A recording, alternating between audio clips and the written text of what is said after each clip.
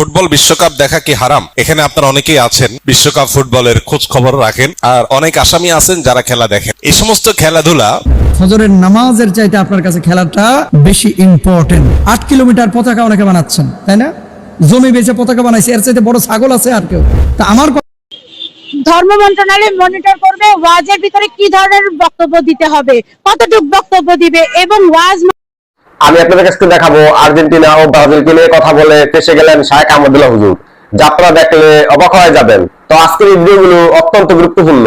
তবে আর এখন চলুন কথা না বাড়িয়ে আমরা এক এক করে ভিডিওগুলো দেখে আসি। ফুটবল বিশ্বকাপ দেখা কি হারাম? এখানে আপনারা অনেকেই আছেন বিশ্বকাপ ফুটবলের খোঁজ খবর রাখেন, আর অনেক আসামি আছেন যারা খেলা দেখেন। এই সমস্ত খেলাধুলা দেখা, ফলো আপ করা, এটা কি হারাম নাকি হালাল? এর চাইতে বেশি প্রাসঙ্গিক প্রশ্ন হলো একজন আখেরাতে বিশ্বাসী ইমানদারের সাথে এগুলো যায় কিনা। দুর্ভাগ্যজনক বিষয়, অনেক নামাজি কালামী মানুষ এই সমস্ত খেলাধুলার খোঁজ খবর রাখে। ভাইরা আমার, আমরা আসুন তওবা করি, আল্লাহর কাছে জবাবদিহি করতে হবে। কোরআনে কারীমে সূরা মুমিনুন 18 নম্বর পারার প্রথম সূরা, আল্লাহ তাআলা এই সূরাতে বলেছেন, জান্নাতুল ফেরদাউসের অধিকারী হবে যে মানুষেরা, যারা আল্লাহর কাছে কিয়ামতের দিন সফল ইমানদার হিসাবে উঠবে, সার্থক মুমিন হিসাবে আল্লাহর সামনে হাজির হবে। তাদের বৈশিষ্ট্য হলো ওয়াল্লাযীনা হুম আনিল লাগবি মুরিদুন, যারা অহেতুক ক্রিয়া কর্ম থেকে বেঁচে থাকবে।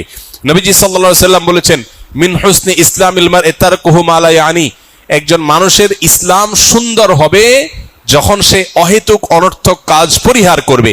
অনর্থক কাজ করে সে কখনো ভালো মুসলমান হতে পারে না। এজন্য ভাই, খেলাধুলা যেটা আমার পার্থিব কোনো উপকার বয়ে আনছে না, আখেরাতের কোনো উপকার তো নাই, এরকম একটা অহেতুক কাজের পেছনে শত সহস্র হাজার হাজার ঘন্টা বরবাদ করা, এই উন্মাদনার পেছনে লক্ষ লক্ষ কর্মঘণ্টা ধ্বংস করা, আমাদের শিক্ষা, আমাদের কর্ম, আমাদের অর্থনীতি, আমাদের সবকিছুর জন্য যেটা ধ্বংসাত্মক, যেটার আপাত দৃষ্টিতে কোনো উপকারিতা নেই বললে চলে, এরকম একটা উন্মাদনার পেছনে একটা জাতির বড় অংশ ঝাঁপিয়ে পড়বে, এর চেয়ে দুর্ভাগ্যজনক বিষয় আর কিছুই নয়।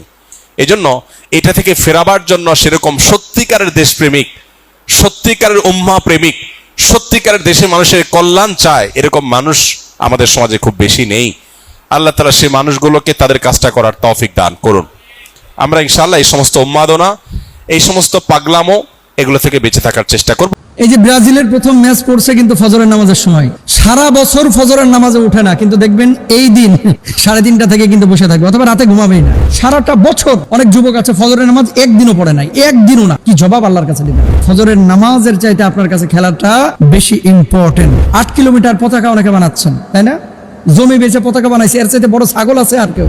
তা আমার কথা হচ্ছে যে একটা খেলা যদি তোমাকে ফজরের নামাজের আগে জাগ্রত করতে পারে, ল্যাপ কেথা কম্বল সবকিছু থেকে তোমার পিঠটাকে আলাদা করতে পারে, কিন্তু মুয়াজ্জিনের শত শত আজান যদি 364 দিন, 65 দিন, 63 দিন, 62 দিনের এই প্রতিদিনের আজান যদি তোমাকে কি বিছানা থেকে আলাদা করতে না পারে, তাহলে আল্লাহর কাছে জবাবটা কি দিবা ভাই? আমি যে পয়েন্টটা নিয়ে কথা বলতে চাচ্ছি, যে দেখেন রাত 1টায় আর্জেন্টিনার খেলা, ফজরের সময় ব্রাজিলের খেলা, জার্মানির খেলা হচ্ছে সকাল 8টার সময়। খেলার আধা ঘন্টা 1 ঘন্টা আগে মুড়ি টুড়ি মাখায় নিয়ে আপনি বসতেছেন।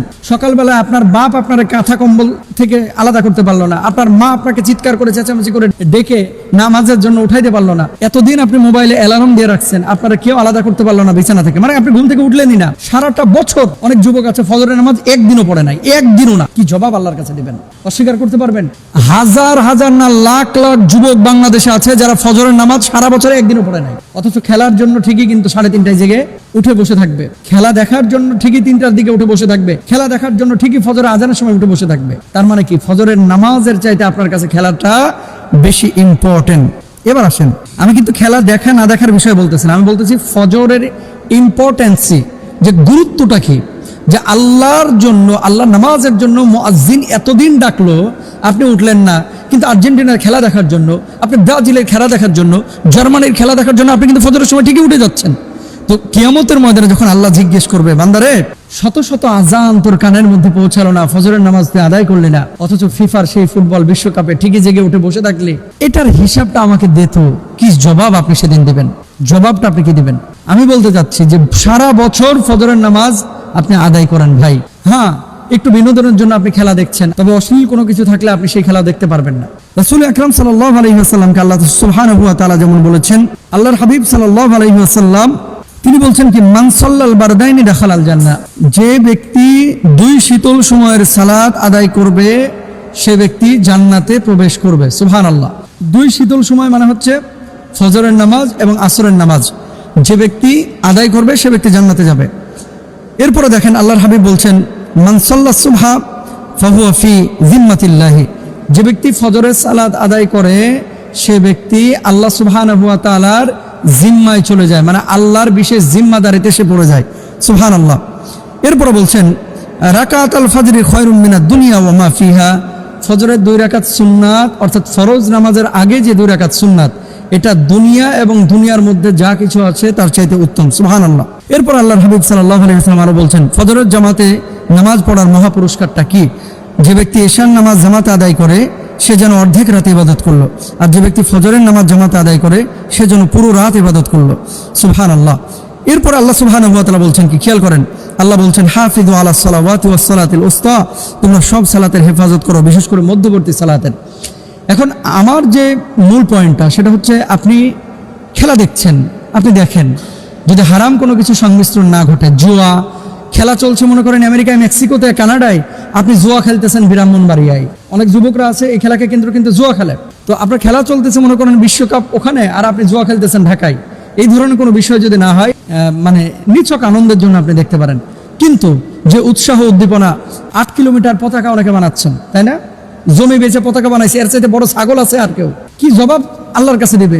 হাফিজ আল্লাহ ইন্নাল মুবাজ্জিরিনা কানু ইখওয়ানাশ শায়াতিন, এই লোকের মতো পাগল কোন লোক কি দুনিয়া আছে যে 8 কিলোমিটার পতাকা, কোথায় দেখলাম নাটোরে না কোথায় পত্রিকায়, 8 কিলোমিটার পতাকা বানাইছে জমি বেচে। কাকা মেয়ের মনে হয় জার্মানি যাওয়ার শখ জাগছে, যে এম্বাসি থেকে তাকে প্রপোজ করে তারপরে নিয়ে যাবে জার্মানি। এগুলো নিছক অপচয়, এগুলো অপচয়, এগুলোর জন্য হিসাব দেওয়া লাগবে। ওয়ান মালিকি মিন আইনা ইকতাসাবা ওয়া ফিমা আনফাকা, হাদিস আছে কোন পথে অর্থ উপার্জন করেছে আর এই পয়সাটা খরচ করেছে কোথায়। আল্লাহ যখন কিয়ামতের ময়দানে বলবে যে 8 কিলোমিটার পতাকা বানাইলি, কই মসজিদে 5টা ফ্যান তো দিতে পারতে, এই অপচয়ের হিসাবটাকে। এই জন্য কাকাকে বলবো বা যারা এই কাজগুলো করেছেন এইসব অপচয় আপনারা কেউ করবেন না।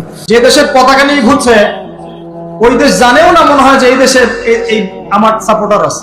যে যুব সমাজ তাদের জীবনের উদ্দেশ্য জানে না, তাদের পক্ষেই সম্ভব এইসব মেসি, আর্জেন্টিনা, ব্রাজিল এইসব নিয়ে ব্যস্ত থাকে।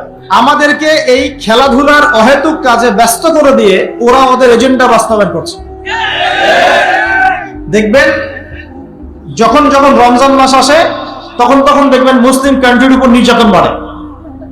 যখন যখন বড় বড় ইভেন্ট হয়, ওয়ার্ল্ড কাপ, এটা সেটা, দেখবেন ভিতরে ভিতরে মুসলিম কান্ট্রির উপর নির্যাতন বাড়তে থাকে। মানুষ একদিকে তাকায় থাকে আর একদিকে উদ্দেশ্য সাধন করতে থাকে। বুঝাচ্ছি বিষয়টা। আপনার 5টা বাচ্চা আছে মনে করেন, খুব জ্বালায়, কান্নাকাটি করে, হইচই করে, আর আপনি মোবাইল ফোনটা বের করে দিয়ে বলেছেন বাবা বস, তোরা 5 জন মিলে একটা কার্টুন দেখ, আমি একটু কাজটা করি, দিয়ে দিলেন। ও কার্টুন দেখছে চুপচাপ, কেউ কোনো ডিস্টার্ব নাই। আর বুঝতে পারছেন, এই যে বাচ্চাগুলো কার্টুন দেখছে না, এগুলো হচ্ছে আমরা এখন। আর ওই যে কাজ করছে বাপ, এটা হচ্ছে ওরা, পশ্চিমারা। আমার কথা কি বুঝতে পারেন? আচ্ছা, আমি সহজ করার চেষ্টা করছি। প্রিয় যুবক ভাইরা, মেয়ে তো উন্মুক্ত করে দিয়েছেই, মাদক তো দিয়েছেই, জুয়া দিয়েছে, অহেতুক এসব খেলতামাশা দিয়েছে তোমার সামনে, তোমার সময় কেড়ে নেওয়ার জন্য, তোমার হায়াত কেড়ে নেওয়ার জন্য। তোমার মূল্যবান হায়াত, যে হায়াতটাকে তুমি আল্লাহর পথে দাওয়াতের কাজে ব্যয় করবা, দিন চর্চার কাজে ব্যয় করবা, আল্লাহর ইবাদতের কাজে ব্যয় করবা, আমর বিল মারুফ নাহি আনিল মুনকারের কাজ করবা, এই সময়টা ওরা কেড়ে নিয়েছে তোমার কাছে। বুঝতে পারছো না তুমি? আবার নেশা দিয়ে তোমার ভিতরটা নষ্ট করে ফেলেছে, জেনা দিয়ে তোমার অন্তরের নূর নষ্ট করে দিয়েছে, ফ্রি মিক্সিং দিয়ে জেনা এবং তোমার যে পবিত্রতা, চারিত্রিক পবিত্রতা নষ্ট করে দিয়েছে। আরো দিয়েছে পর্নোগ্রাফি। বেশিরভাগ যুব সমাজ এখন বাসায় গিয়ে রাতের বেলা পর্ন দেখে। দেখা যায় সারাদিন ভালো কাজ করে, বাসায় গিয়ে রাতের বেলা পর্ন দেখে। পর্নোগ্রাফি দেখে না বা দেখে নাই কখনো এমন একটা ছেলে খুঁজে পাওয়া যাবে না। আর যখন আপনি এগুলোতে অভ্যস্ত হয়ে যাবেন তখন শরীর খারাপ হয়ে যাবে, মন ভালো থাকবে না, আপনি একাকী গোপন পাপ করবেন, শরীর দুর্বল হয়ে পড়বে। একটা মেয়ের দিকে আপনি সম্মানের চোখে তাকাতে পারবেন না, মনে হবে মেয়ে মানেই মনে হয় ভোগের বস্তু। পর্নে আসক্ত যারা, তারা কোনো কাজে শান্তি পায় না, অস্থির। এমনকি তারা যদি বিয়ে শাদীও করে, তবু বৈবাহিক জীবনে সুখী হতে পারে না। কেন জানেন? নিজের শক্তি ক্ষমতাগুলো আগেই নষ্ট করে ফেলেছে। এবং অনেকগুলো মেয়ে যখন আপনি দেখবেন নগ্ন, তখন আপনার স্ত্রীকে আপনার কাছে সুন্দর মনে হবে না, মনে হবে এই মেয়ের চেয়ে মনে হয় ওই মেয়েটা সুন্দর, এর চেয়ে মনে হয় ওইটা সুন্দর। আর মেয়ের প্রতি সম্মান তো থাকবেই না, মেয়েকে মনে হবে একটা ভোগের বস্তু। যত বেশি পর্নোগ্রাফি বেড়েছে তত ধর্ষণ বেড়েছে, দেখেছেন? পর্ন যত বেড়েছে ধর্ষণ তত বেড়েছে। এমনকি ছোট ছোট বাচ্চারা পর্যন্ত রেহাই পাচ্ছে না, দেখেন না? ছোট ছোট বাচ্চা যাদের ঘরে কন্যা সন্তান আছে তারা খুবই এখন মানে বিপর্যয়ের মধ্যে আছেন আপনারা, আমরা। কারণ সমাজটা তো নষ্ট হয়ে যাচ্ছে। আপনার মেয়েকে কতদিন ঘরে রাখবেন? বাইরে তো পাঠাতেই হবে। বাইরে পাঠালে দেখবেন মেয়ের সম্মান নাই, পর্দা নাই, মেয়েকে জোর করে ধর্ষণ করা হচ্ছে। বাসে, ট্রেনে, অটোতে, অমুকে তমুকে, ট্রাকে মেয়েকে ধর্ষণ করা হচ্ছে। আর প্রত্যেক ধর্ষকের তো আর ইসলামিক ভাবে বিচার হচ্ছে না, হচ্ছে? যদি একটা এলাকায় ধর্ষণ হতো আর ধর্ষককে জনসম্মুখে ডেকে ফাঁসি দেওয়া হতো না, তাহলে দেখতেন যে ওই এলাকায় ধর্ষণ বাড়তো না, কমে যেত। যদি একটা এলাকার চোরদেরকে জনসম্মুখে নিয়ে এসে হাত কেটে ফেলা হতো, তাহলে বুঝতেন চুরি কাকে বলে। ভয়ে চুরি করতে পারতো না মানুষ। আর ভাগ্য ভালো যে এই নিয়মগুলো এখন নাই। কেন ভাগ্য ভালো বললাম? ভাগ্য ভালো কেন বললাম? কারণ এই নিয়ম যদি এই মুহূর্তে চালু করা হয়, এই মুহূর্তে যে এখন এই সেকেন্ডের মধ্যে চালু করা হয়, তাহলে অনেক বড় বড় রাঘব বোয়াল যারা আছে ওদের হাত থাকবে না। কথা বুঝতে পারছেন না? কেউ চুরি করে সিসকা চোর বলি আমরা, না কি বলেন আপনারা? ছিচকা চোর বলেন। কেউ আছে চুরি করে পুকুর চুরি করে। সিসকা চোরকে ধরতে পারলে রাস্তাঘাটে কি মাইকটা দেওয়া হয়, তাই না? মনে হয় যে নিজের শক্তি খাটানোর একটাই জায়গা চোর পিটানো। মসজিদে যদি, ভাই বসেন বসেন, মসজিদে যদি একটা চোর ধরা পড়ে, কি মাইকটা মারে, খুঁটির সাথে বেঁধে একদম জুতা স্যান্ডেল দিয়ে। আর সামনে যে পুকুর চুরি করে বসে আছে, কিছুই করতে পারতেছে। কি কথা মিথ্যা কথা বলছে?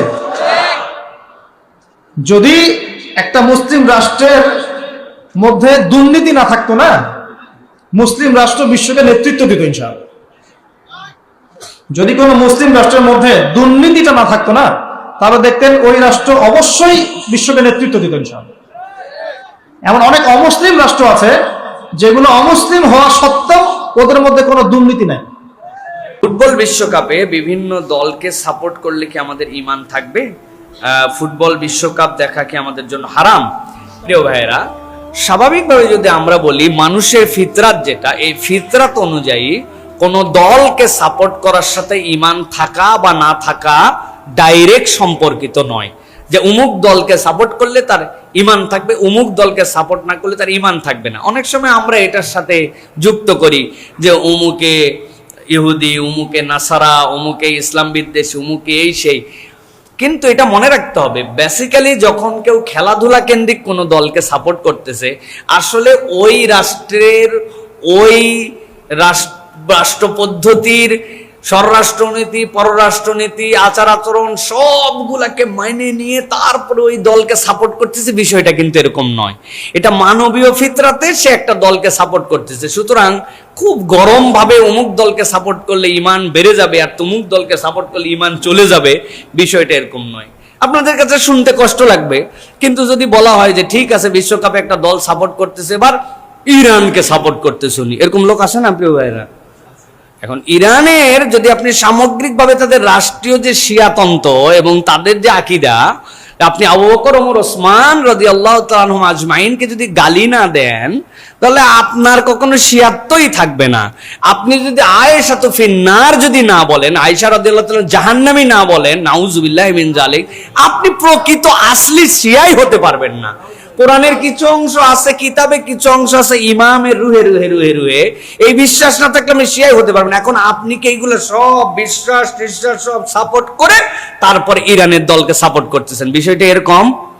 আমি কোনো দলকে আপনার সাপোর্ট করতে বলতেছি না, বা এটার ক্ষেত্রে আপনাকে সহজে বলে দিচ্ছি না, কিন্তু অমুক দলকে সাপোর্ট করলে ঈমান থাকবে, তমুক দলকে সাপোর্ট করলে ঈমান থাকবে না, বিষয়টা ঈমানটা এত ছেলে খেলার বিষয় নয়।